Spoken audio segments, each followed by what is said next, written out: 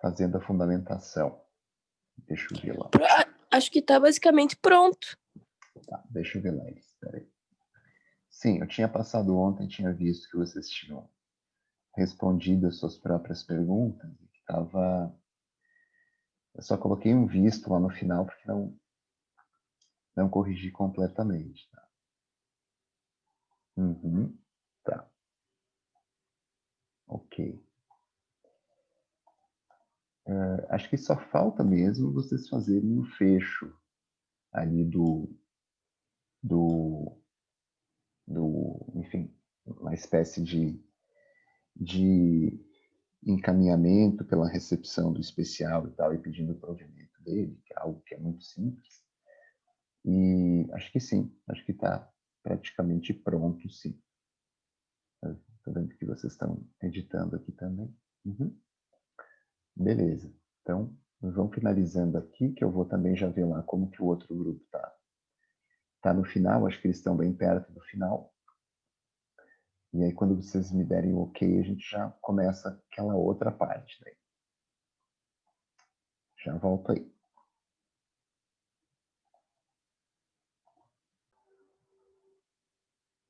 Olá, gente, tudo bem?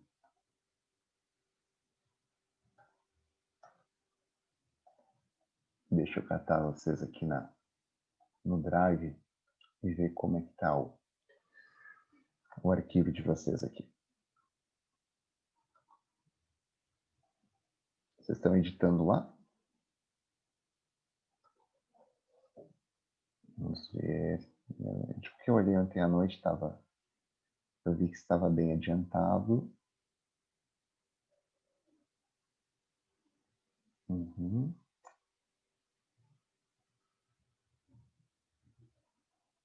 Ok. Muito bem. No que vocês foram por uma... Eu lembro que o Matias comentou na aula passada, vocês foram por uma outra linha, né? O cabimento do resto por divergência jurisprudencial. Né? Não há problema. Então, acho que falta vocês fazerem um fecho aqui unicamente de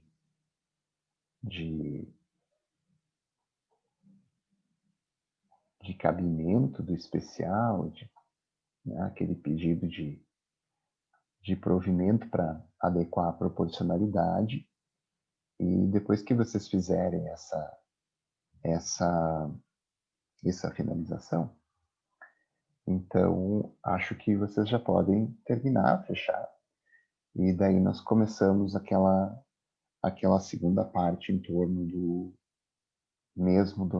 da parte da consensualidade, né? No acordo de não persecução, tá certo? Então acho que É para fazer, professor, como se fosse aquela parte dos pedidos do recurso especial, colocar ali no fim do nosso esquema? Tá. Isso. É como se fosse ali os requerimentos, né? Então, pelo provimento e tal, e pedindo, então, com base no raciocínio que vocês fizeram, né, o julgamento de acordo com o acórdão paradigma, né? Então, para cessar a divergência, né? E a partir disso ser dado o provimento para justamente proporcionalizar o acórdão, proporcionalizar a gravidade do ato de improbidade, que não é máxima, com a retirada da sanção de suspensão dos direitos políticos, que então, na visão do STJ, é máxima, né? Bem tranquilo. Quando vocês finalizarem, só me dão um aviso, que daí eu junto todo mundo de novo lá na sala e a gente vai para aquela parte da consensualidade, tá? Mas está bem tranquilo, é só isso que falta mesmo. Aí vocês me avisam que eu já chamo todo mundo daí lá para a sala principal.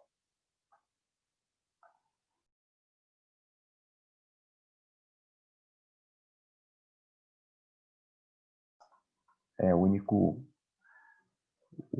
porém que eu coloquei ali para substituir lá quando vocês colocam ali. Isso, vocês já trocaram. Beleza, isso aí. Tá perfeito. Tá perfeito. Eu só vou conferir com o grupo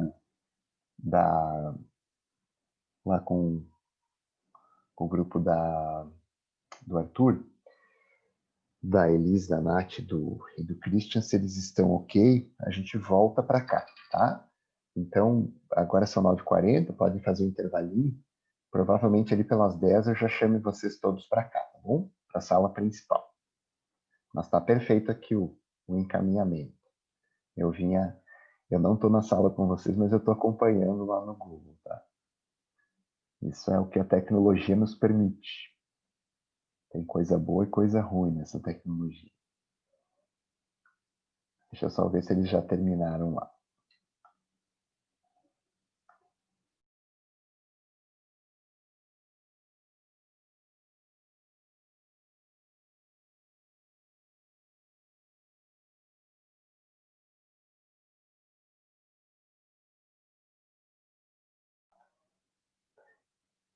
E aí, galera? Deixa eu ver lá no arquivo se vocês finalizaram. Daí a gente depois já, quando volta do intervalo, que agora vamos fazer um intervalinho, quando a gente volta, a gente já volta lá para a sala principal, tá? Eu já chamo vocês para lá. E aí, então, sim, já vi aqui que vocês fecharam. Ok. Então, na volta, agora são 9h40, vamos fazer um intervalinho normal. E quando a gente retornar às 10, eu já volto com vocês para a sala principal, chamo todo mundo para lá, tá bem? Certo? Então, tá bom. Vou interpretar o silêncio como aquiescência, concordância. Beleza, prof. Valeu, Elis. Obrigado. Aí.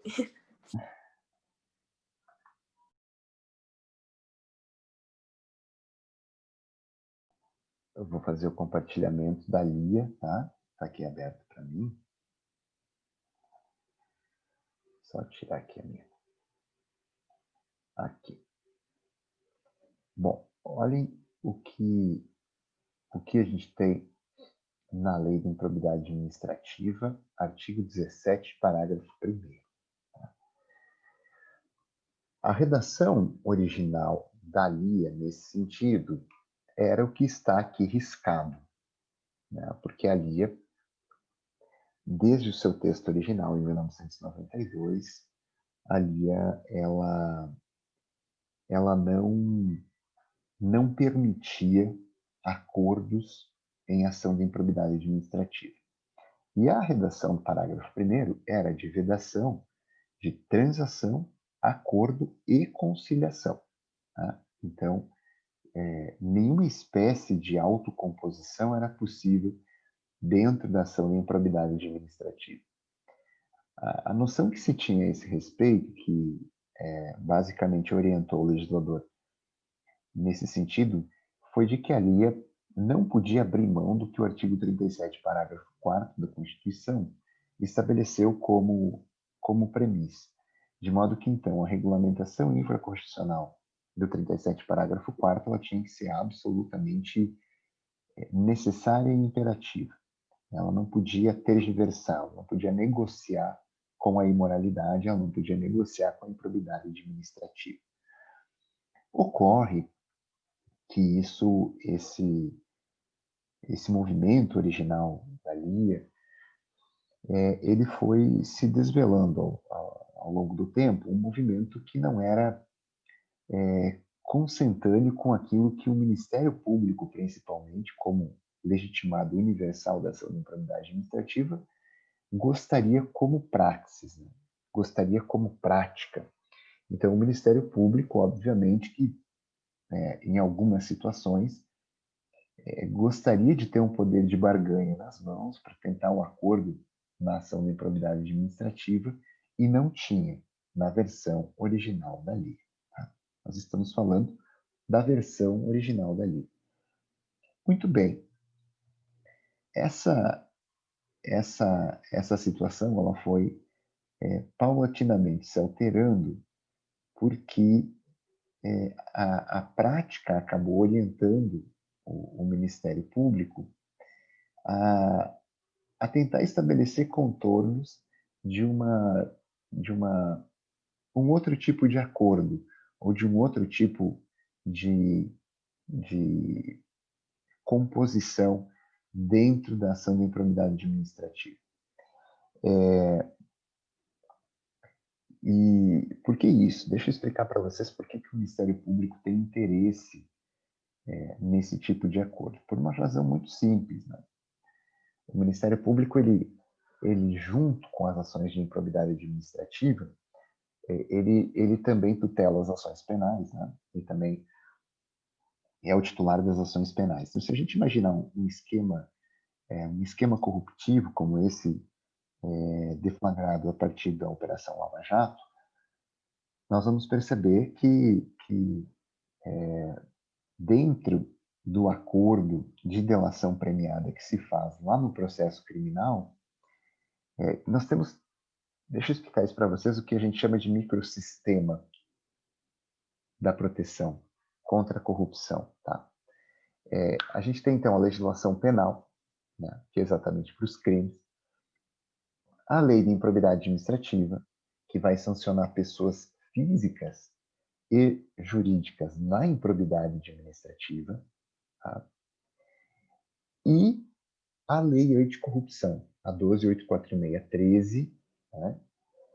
E a lei anticorrupção, ela é uma espécie de lei de improbidade para as pessoas jurídicas que corrompem, né? Lembra que na LIA, a gente também pode ter pessoa jurídica no polo passivo, cometendo ato de improbidade administrativa, isso não é problema nenhum, mas as sanções da LIA, elas são diferentes das sanções da lei anticorrupção. Bom, então, geralmente, quando o Ministério Público enfrenta esses esquemas corruptivos, ele tem essas três esferas de atuação: a ação penal, a ação de improbidade administrativa e a anticorrupção. De modo que o Ministério Público sempre tentou amarrar esses três acordos. A gente chama de acordo de delação premiada lá no penal, ou acordo penal, ou enfim, acordo de delação. A gente chamava, não tinha um nome certo aqui para ação de improbidade administrativa, porque não se tinha nem a possibilidade pela lei, de fazer qualquer tipo de acordo, e o acordo de leniência na lei anticorrupção. Então é bom a gente dominar esses conceitos, essas expressões, porque acordo de leniência eu só vou ter na lei anticorrupção. Tá? Não existe acordo de leniência no penal, nem na ação de improbidade. O acordo de leniência é específico da lei anticorrupção, e o acordo de delação premiada, ou o acordo criminal, enfim, ele é específico do crime, tá? Lá do processo criminal. Qual é, então, o específico da lei de improbidade administrativa? Não havia até o 17, parágrafo 1º, ser alterado no final do ano passado pela lei anticrime. Pela nova redação, então, do 17, parágrafo 1º, nós chamamos de Acordo de Não Persecução Civil. Tá? Esse é o nome, então, do acordo na LIA. Então, o Ministério Público, se nós imaginarmos um caso como o da Lava Jato, dessa sentença que eu já vou mostrar para vocês na sequência e explorar ela um pouquinho, a gente vai perceber que o Ministério Público tenta enfeixar, ou seja, ele tenta englobar os três acordos juntos. Porque imagine que para quem está fazendo a delação, admitindo ter cometido um ato de improbidade no acordo de não persecução civil e admitindo que a pessoa jurídica corrompeu, ou seja, ela infringiu o compliance público e ela corrompeu a administração, imagine que quem está fazendo esses três acordos é como se ele quisesse fazer apenas um acordo. Então, quando ele está negociando com o Ministério Público esse acordo dos três juntos, e aparentemente para ele negocia com o Estado em um acordo único, que vai ter implicações no crime, na improbidade e na lei de corrupção. O grande problema é que quando não se tinha a possibilidade de fazer isso, ou seja, que a LIA não admitia antes, então, de novembro do ano passado, que a LIA não admitia esse acordo, o Ministério Público tinha que fazer isso com outro nome. E desde 2017, o Ministério Público tem a Resolução 179 do Conselho Nacional do Ministério Público, tá? Que, no seu artigo 1º, vai dizer mais ou menos assim. Se eu não estou enganado, é artigo 1º, parágrafo 2º, dessa Resolução 179 do CNMP, do Conselho Nacional do Ministério Público. Ela vai dizer mais ou menos assim. É cabível o compromisso de ajustamento de conduta nas hipóteses configuradoras de improbidade administrativa, tá? Sem prejuízo do ressarcimento ao erário e da aplicação de uma ou algumas das sanções previstas em lei, de acordo com a conduta ou o ato praticado. Então, é mais ou menos essa a redação desse artigo 1º, parágrafo 2º da Resolução 179 do Conselho Nacional do Ministério Público. Tá? Essa resolução, ela é de 27 de julho de 2017. Antes disso, então, veja que quando o Conselho Nacional do Ministério Público ele decide fazer o seguinte, então, nós vamos fazer, mesmo que a lei diga que não pode, que em 2017 ainda não tinha sido alterada ali, nós vamos fazer. E nós vamos criar o nosso ato infralegal que vai permitir isso, que é, então, essa resolução 179. Uma espécie de pé na porta, uma espécie de ato, vamos lá, um ato normativo contra a lei, porque a lei proibia, mas o Ministério Público fazia. E o Poder Judiciário dava guarida a isso, sempre deu. Mas antes disso ainda, tem inclusive, gente, uma obra que vocês poderiam anotar aí, eu vou colocar no chat aqui, tá? A referência de uma obra. Essa obra, ela é do professor Matheus Bertoncini, da PUC do Paraná. O professor Matheus Bertoncini escreveu, vou colocar aqui no chat, tá? Para vocês, a referência dessa obra. É exatamente essa aí, Crise da Jurisdição e Resolução 179 do Conselho Nacional do Ministério Público. Então, em 2018, a doutrina discutia se isso era legal ou não, porque esse ato infralegal do Ministério Público, afinal de contas, é contra a lei, contrariava o 17 primeiro. Mas antes disso ainda, bem antes disso ainda, o Ministério Público do Estado do Paraná e o Ministério Público do Espírito Santo, o Ministério Público do Estado de Minas Gerais, tá? Eles já tinham resoluções dos seus colégios de procuradores autorizando termo de ajustamento de conduta nas ações de improbidade. Então, só para dar uma resumida no estado da arte que a gente tinha, tá? No estado da arte que a gente tinha até o 17 primeiro da LIA mudar. Até o 17 parágrafo 1º da LIA se modificar com a lei anticrime em novembro do ano passado, a LIA não permitia acordo em ação de improbidade administrativa. Mas como o Ministério Público queria fechar aqueles 3 acordos juntos, porque senão ele não conseguia um acordo que, enfim, delatasse toda a estrutura do esquema corruptivo e tal, ele fazia mesmo assim.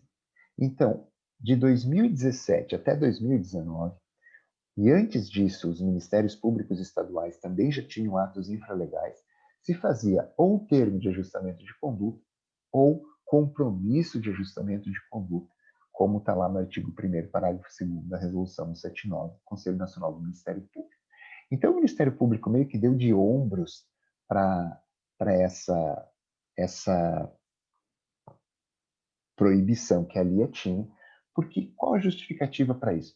Se considerava, por exemplo, porque eu disse para vocês, são atos normativos quase que contra a lei, porque a lei de improbidade, que é a que faz a regulamentação infraconstitucional do 37.4, dizia que não podia. Então, por que o Poder Judiciário referendava esses acordos? Por 2 razões, gente. O primeiro é que esses acordos, geralmente, eles eram queridos, eles eram desejados pela parte ré da ação de improbidade administrativa. Tá? E, em segundo lugar, porque o Poder Judiciário sempre fez uma interpretação de que era preciso interpretar o 17 parágrafo 1º da lei, uma interpretação de que era possível interpretar é bom, né? Uma interpretação de que, vamos lá, o artigo 17 da lei precisava ser lido com uma roupagem dos tempos atuais. Isso queria dizer, então, na ótica do Poder Judiciário, dessa jurisprudência, que teria havido meio que vocês conhecem aquela teoria da Constituição viva, né, do professor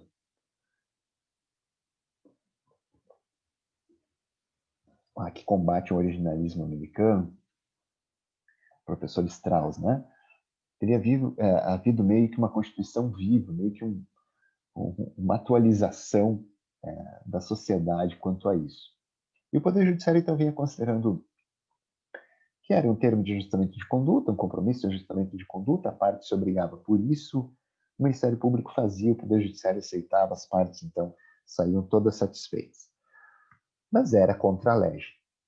E a doutrina administrativista, né, eu falei para vocês o professor Matheus Bertoncini, mas também o professor grande amigo lá da Universidade Federal do Paraná, também o Gabardo, né, o professor Eduardo Achen. Então, essa doutrina administrativista nova, essa nova geração de administrativistas, vinha questionando e continuava questionando a questão de, o professor também, o professor José Sérgio da Silva Cristóvão, ali da Federal de Santa Catarina, também um outro crítico muito feroz desses termos de ajustamento de conduta era o professor Abrúcio da USP. A doutrina questionava isso e denunciava essa contrariedade desses acordos que o Ministério Público fazia com relação à LIA. Tá? De modo que, então, esse 17, parágrafo 1º da LIA, que se altera agora, em novembro de 2019, nada mais é do que plasmar na lei algo que já vinha sendo feito pelo Ministério Público, né, na sua atividade prática desde 2013, 2014, 2015, considerando os estados e o Ministério e o Conselho Nacional do Ministério Público em 2017, que então lá por meio da resolução 179 faz essa mudança. Faz essa legitima dentro de todos os ministérios públicos a possibilidade.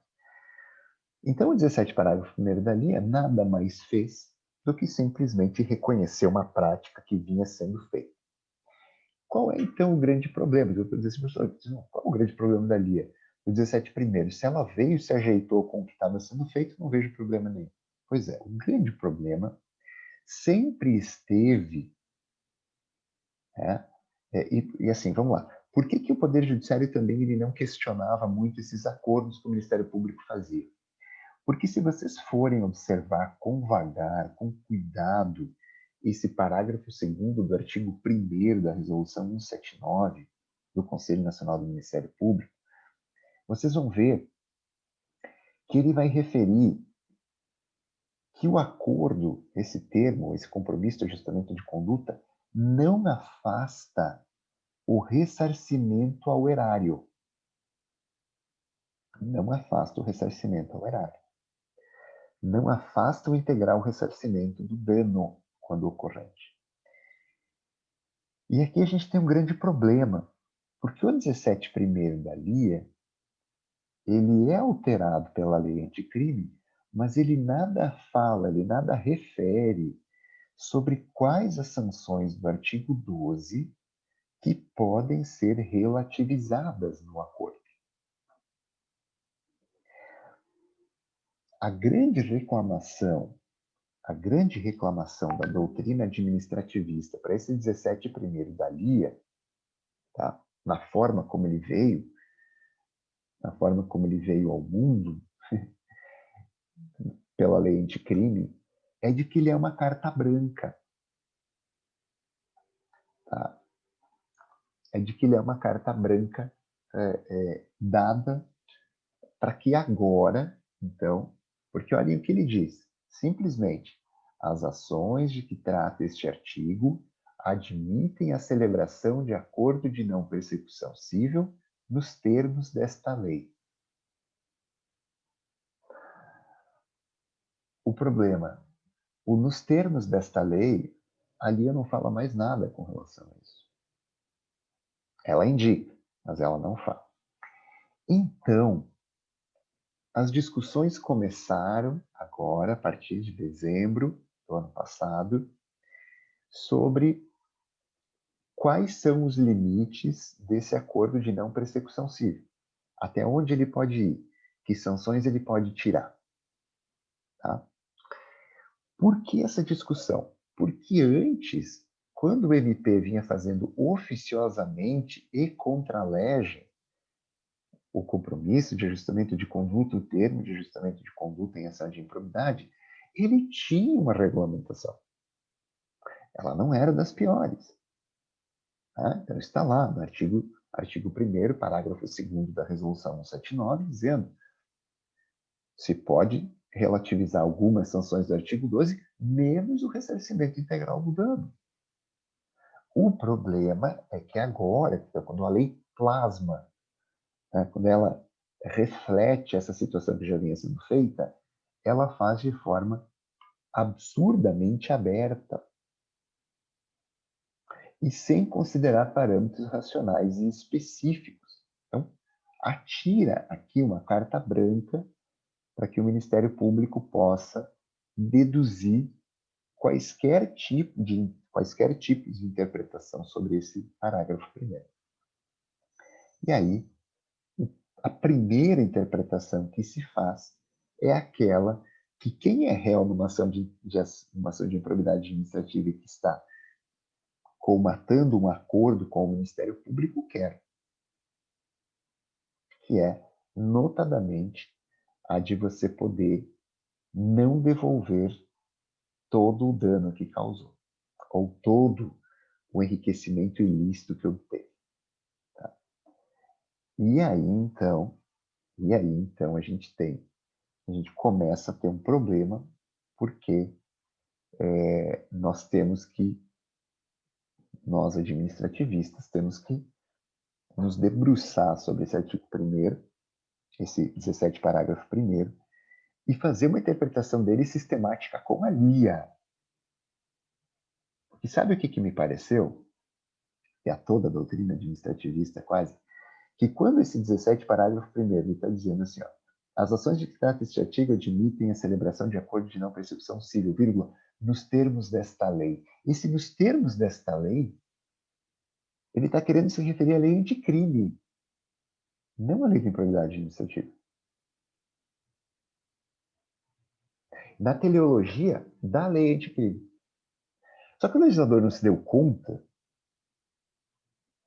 que esse, nos termos da lei, vinha para a Lia. Não ficava na lei anticrime, porque ela altera uma lei. Quando ela altera uma lei, ela vai alterar na lei e vai compilar. Não vai ficar lá na 13964. Ela vem para cá. E quando ela vem para cá, ela diz nos termos desta lei, Lia. Entenderam? Quando ela saiu da lei anticrime, ela quis dizer nos termos dessa lei, anticrime. Mas ela vem para cá, e aí nos termos desta lei, vira nos termos desta lei, Lia. Bingo para nós, por quê? Porque então a gente consegue jogar aqui para dentro toda a sistematicidade da Lia. Toda a sistematicidade da Lia. E não da lei anticrime. Por uma razão muito simples. A lei anticrime não está preocupada, tá, com o ressarcimento erário. Agora ficou escuro aqui, né, de uma hora para outra. E aí o Emanuel vai lembrar que a gente falava na sexta passada, lá na turma de Desafios da Comunicação, eu levei ele conversar com as minhas turmas, né? O Emanuel, você sabe, né? Formado em História, mestre, doutor em História, eu levei ele para conversar com as minhas turmas lá. Estava falando sobre direito e religião, interpretações e tal. E uma das interpretações que vem desde os tempos primórdios e tal, olha, é essa interpretação sistemática. Aonde ela está inserida? Então, 17 parágrafo primeiro está inserido na LIA. Ali que ele tem que ser interpretado. Porque qual é o problema? O problema é que o 37 parágrafo 4º, que a LIA está regulamentando,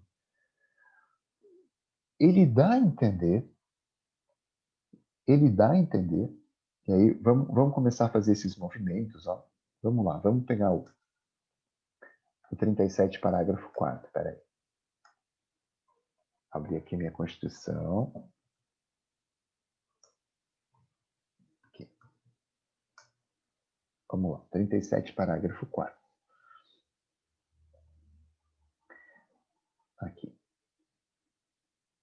Os atos de improbidade administrativa importarão a suspensão dos direitos políticos, a perda da função pública, a indisponibilidade dos bens, que é a única que está citada aqui, que não é sanção, é medida cautelar, e o ressarcimento ao erário, na forma e gradação previstas em lei, que lei é essa? A LIA, sem prejuízo da ação penal cabível. Muito bem. Então, olhem o que diz aqui. O ressarcimento ao erário. Aí nós vamos para a LIA, que é na forma e gradação previstas em lei. Nós vamos para a LIA. E quando a gente está falando de ressarcimento do dano, olhem o que diz o artigo 5º da LIA. Ocorrendo a lesão ao patrimônio público por ação ou omissão, dolosa ou culposa, do agente ou de terceiro, dar-se-á o integral ressarcimento do dano. Então, o 37, parágrafo 4º, falava em ressarcimento ao erário. Aqui está falando de integral ressarcimento do dano quando ocorrer lesão ao patrimônio público. Tá? A gente tem que olhar para esses institutos de forma diferente. Por quê? Porque ressarcimento ao erário quer dizer ressarcimento tanto do dano ao erário quanto do enriquecimento ilícito que o agente experimentou. Tá? E o artigo 5º vem nos dizer que isso tem que ser integral. Então, o 17, parágrafo 1º, quando está me dizendo que o acordo de não persecução civil ele pode ser feito na forma desta lei, a gente precisa concluir que todas as sanções do artigo 12 podem ser relativizadas, à exceção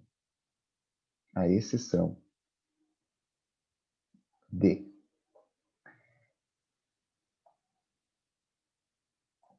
Estão vendo aqui o artigo 12? Ressarcimento integral do dano, no inciso 1. Tá? Vamos lá. Ressarcimento integral do dano, no inciso 2. Ressarcimento integral do dano, no inciso 3. Essa sanção aqui, ela nunca pode ser relativizada pelo acordo. Tá?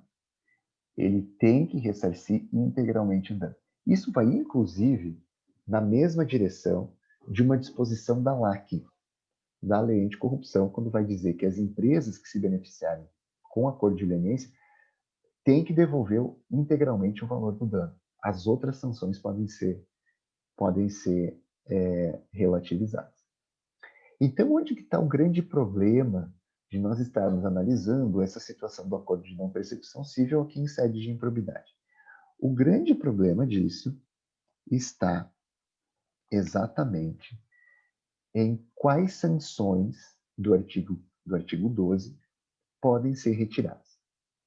E aí a resposta que eu dou para vocês, a partir de uma interpretação sistemática do artigo 17, parágrafo 1º, com o 5º e com o 37, parágrafo com o 5º da LIA e com o 37, parágrafo 4º da Constituição, é de que quaisquer sanções podem ser relativizadas do artigo 12, menos o ressarcimento integral do dano, tá? Quando ocorrente dano ao erário. Essa é a melhor interpretação. Essa é a melhor interpretação. Tá? Essa aqui é a melhor interpretação. E essa melhor interpretação, vamos dizer assim, ela compatibiliza com aquilo que o Ministério Público vinha fazendo, tá? Vinha fazendo anteriormente. Então, oficiosamente o Ministério Público vinha fazendo. E percebam o seguinte, o que ficou bem claro, né, gente? Deixa eu olhar para vocês agora, por mais que sejam apenas fotos. O que ficou bem claro dentro dessa conformação? Só um pouquinho, gente, peraí.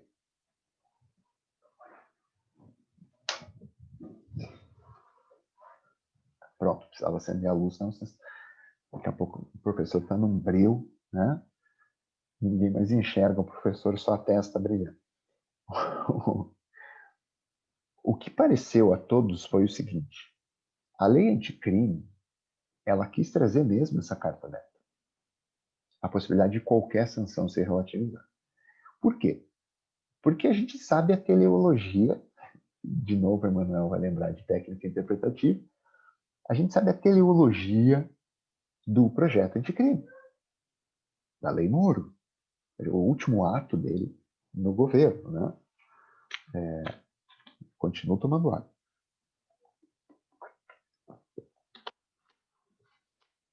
Eu quase não sobrevivo ao verão, gente. Eu sou um ser siberiano. Eu sofro muito com calor. Assim, então eu preciso estar sempre... E olha que nem está tão quente hoje, né? Estou sempre com a minha garrafa. A gente sabe a teleologia da lei anticrime, né? De ela instituir o plea bargain no penal, aproximar aqueles institutos de negociação processual criminal que nós não tínhamos, dar ferramentas para o Ministério Público administrar melhor essa questão dos acordos.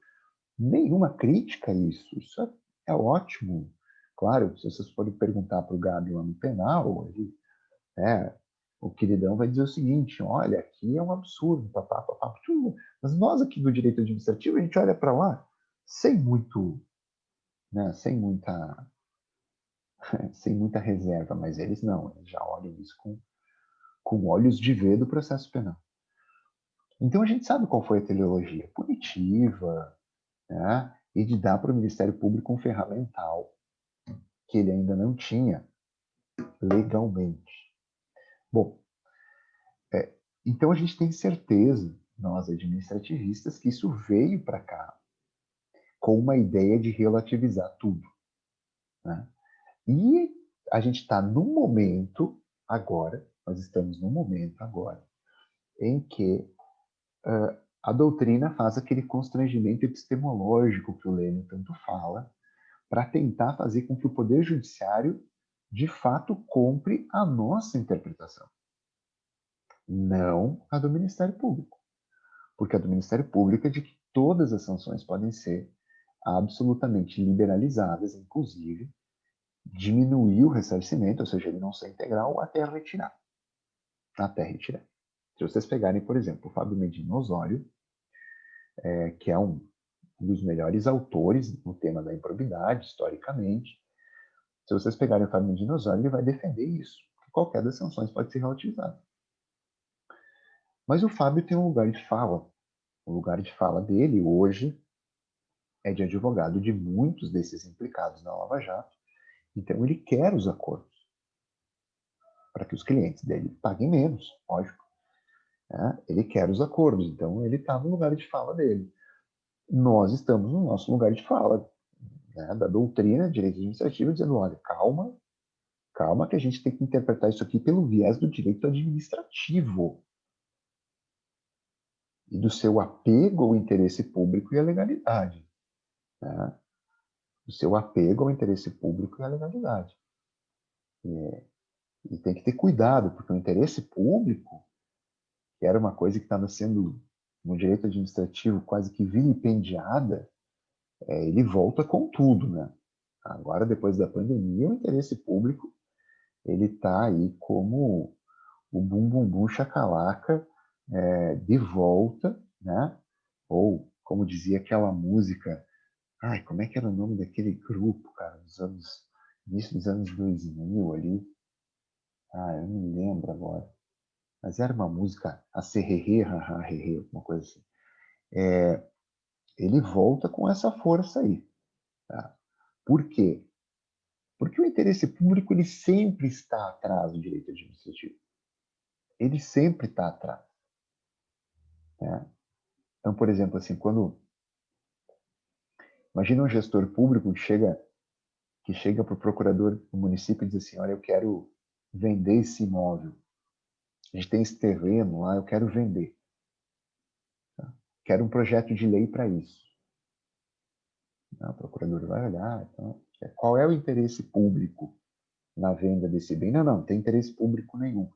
Eu quero vender porque o sujeito que está interessado é nosso doador de campanha, vai ser bom para ele, um bem a menos para a administração não vai fazer diferença, eu quero vender. Onde é que está o interesse público? Precisa ter interesse público. Aí você diz assim para ele, então vamos fazer o seguinte, eu faço um projeto de lei da venda desse terreno, mas depois da aprovação legislativa, lógico, o interesse público que a gente vai fundamentar é de que esse dinheiro vai para pagamento de precatórios municipais, pode ser?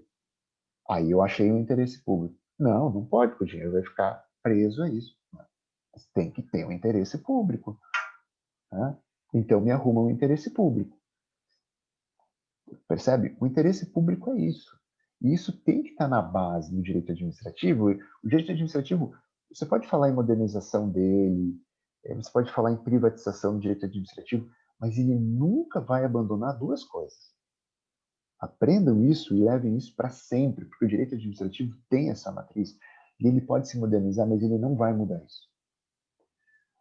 O interesse público subjacente a qualquer ato administrativo e o apego ao princípio da legalidade.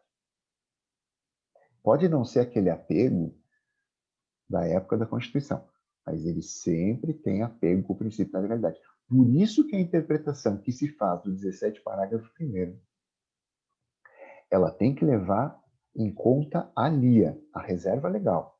A reserva legal, no princípio da legalidade, a gente sabe que ele se divide, né, em reserva legal e legalidade estrita.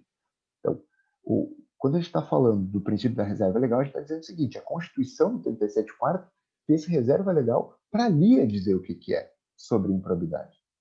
Então, nenhum outro lugar do ordenamento jurídico brasileiro pode fazer referência às ações de improbidade administrativa que não a LIA.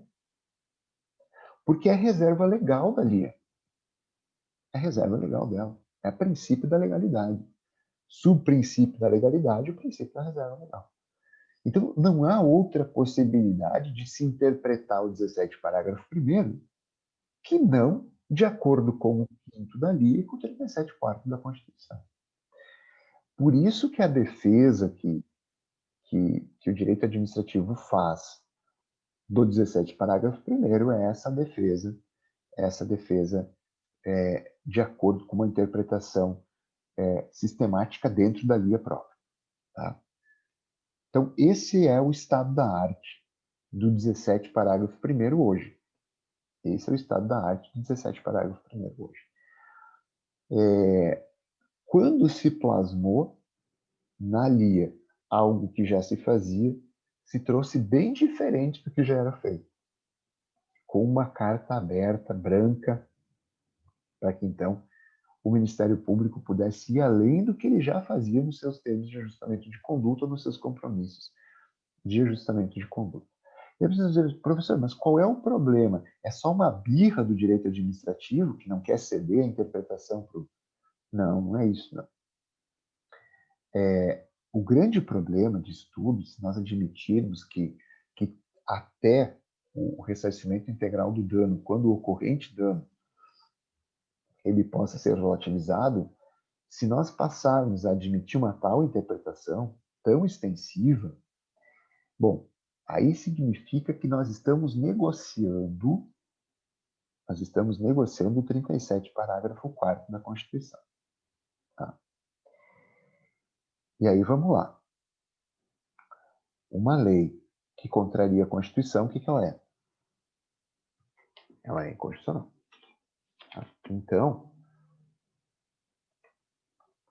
por isso que eu defendo, estou escrevendo um artigo sobre isso agora, eu defendo que a solução para esse um artigo que estou escrevendo com o professor José Sérgio,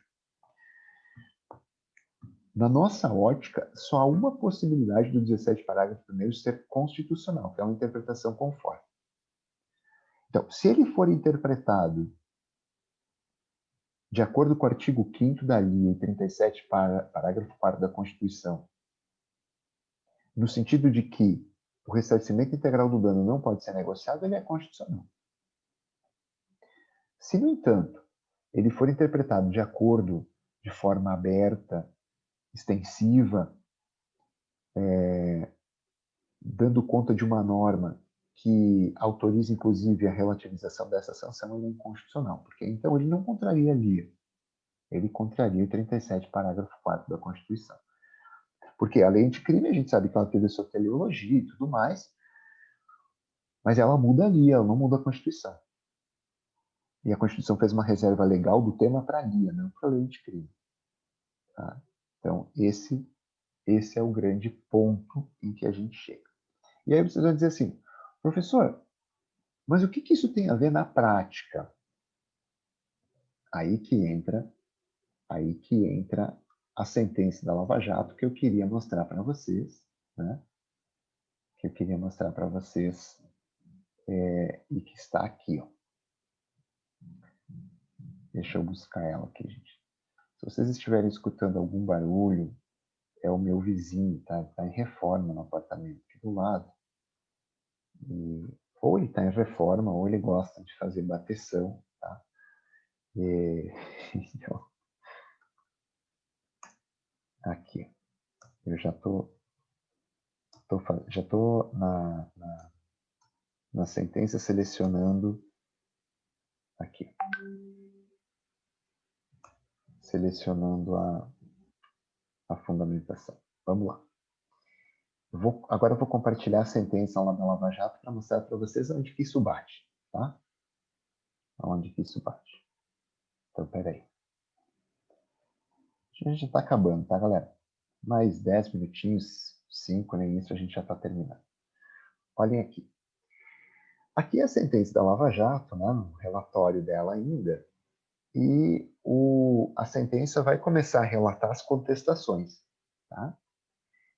A sentença vai começar a relatar as contestações. Então vai dizer aqui, ó, o réu Paulo Roberto Costa, ele está implicado em todo o esquema, apresentou contestação no evento 182 e após escrever o histórico profissional junto à Petrobras, uma espécie, né, de conduta abonadora, aduz que no período que esteve à frente da diretoria de abastecimento, 2004-2012, sucumbiu paulatinamente às exigências e vontades partidárias impostas. Acentua que realizou delação premiada de forma completa, fidedigna e eficaz. Em seguida, aqui que nos interessa. Inclusive, vamos marcar com marca-texto. Em seguida, discorre acerca da extensão dos efeitos da delação, destacando que a avença, o acordo que ele fez lá no penal, deve ser considerado na presente ação. Ao final, pugna pela aplicação dos efeitos do acordo de colaboração e pela não condenação nas sanções previstas no artigo 12 da LIA. É exatamente aqui que bate o acordo. Por quê? Por uma razão muito simples. Eles fizeram um acordo de delação e eles querem aproveitar esse acordo. Antes, então, antes de que a LIA tivesse o autorizativo do 17 parágrafo 1º para o acordo de não persecução civil, e aí percebam, né, que esses acordos da Lava Jato eles foram feitos todos antes desse 17 parágrafo 1º. Tá? Todos antes do 17 parágrafo 1º. Todos antes, por termo de ajustamento de conduta, ou por compromisso de ajustamento de conduta, ou nem isso. Os acordos de delação do crime mencionavam o ressarcimento, a quantia que eles deveriam ressarcir, pessoas físicas e jurídicas, e afirmavam que isso ia ser depois aplicado nas ações cíveis e de improbidade, como uma cláusula do acordo de delação. Tá? Então, agora tu está no meio da ação de improbidade desses réus, e eles vêm e dizem o seguinte, olha, vocês não podem me sancionar aqui, porque eu já fiz acordo lá, tá? E o acordo que eu fiz lá abarcou tudo isso. Então, primeiro, não tem interesse processual para estar aqui. E se ainda assim considerar que tem interesse processual, eu não posso ser condenado nas sanções do artigo 12. Esse é o tamanho do buraco que a gente se enfia quando começa a fazer esses acordos sem nenhum tipo de, né, nenhum tipo de regramento específico. Então, o MP fazia como queria, do jeito que queria.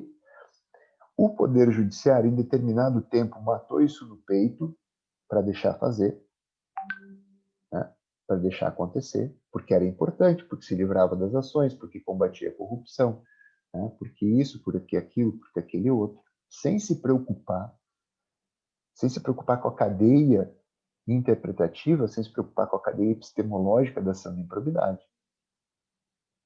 E aí, agora você criou um monstro. Né?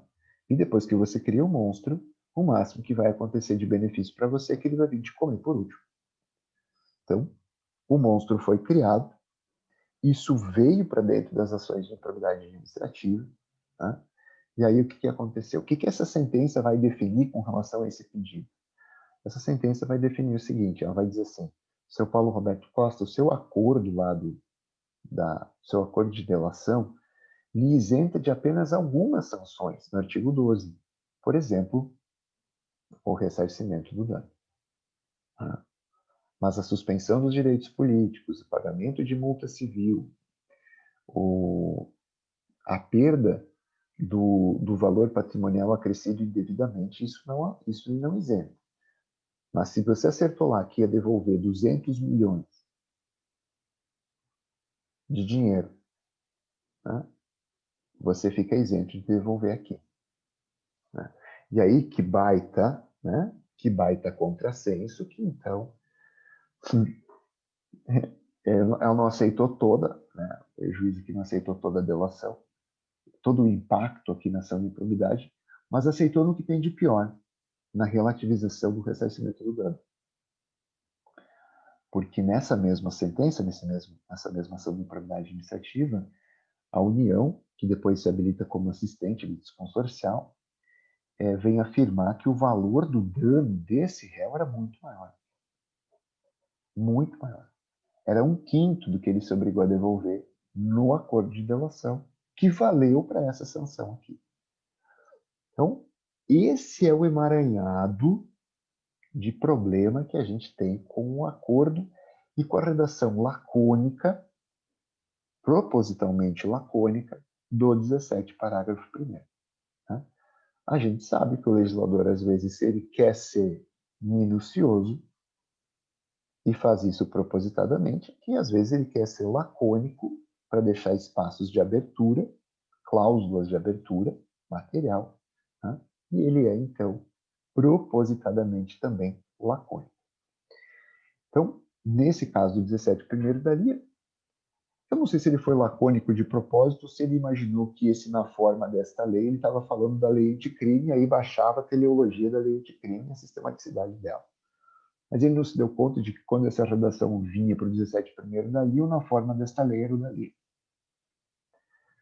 E aí complicou tudo, porque então, agora a gente tem que, nós administrativistas, precisamos defender ardorosamente a interpretação restritiva.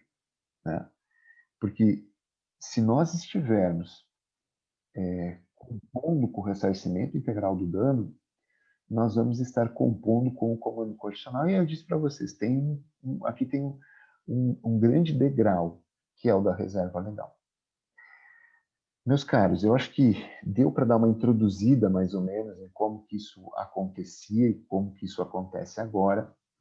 E eu vou, na próxima aula, a gente retorna para os grupos, né? E aí a gente vai enfrentar essa temática. A gente vai enfrentar essa temática dos acordos em problemas processuais, como esse que eu referi aqui, tá?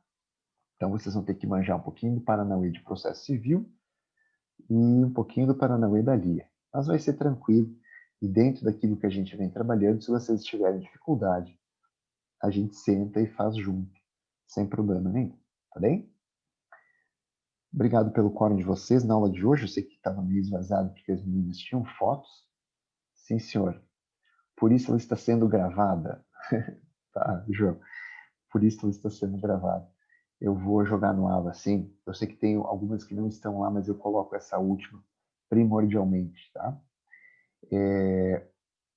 Só que leva um tempinho, tá? Não é assim, ele vai processar essa aula agora, eu tenho que subir no YouTube e depois largar no Ava, porque o Ava não aceita vídeo, ela só aceita o frame do YouTube. Coisas tecnológicas. Mas sim, eu vou colocar, podem ficar tranquilos. E daí na aula que vem a gente começa a lidar com esses problemas mais difíceizinhos, tá? Porque aí sim, a gente está, nesse tema do acordo, a gente está tateando do escuro, no máximo caminhando com uma velhinha. No máximo, assim, tá?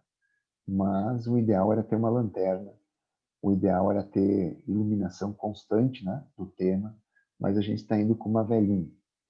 Vamos torcer que a nossa velhinha se transforme numa tocha e que a gente consiga dar esse entendimento, tá?